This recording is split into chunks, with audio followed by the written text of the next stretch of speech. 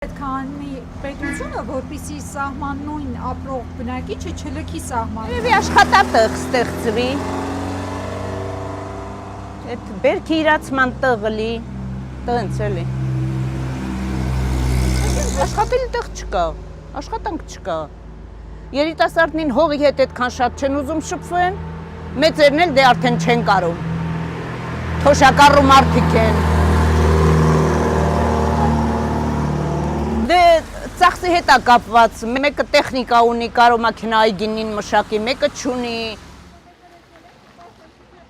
Վերջ-վերջո պետք է փոխվի։ Շատ ղեկավարնի, շատ մարդիկ ելույթ են ունենում, սենց կանենք, նենց կանենք, ժողովրդին թյուրիմացության մեջ են գցել։ Հիմա չգիտեն ներկայինին հավատան, անցյալինին հավատան, թե ապագա որը կիկա նրա հավատան։ Մնացել է ժողովուրդը թյուրիմացության մեջ։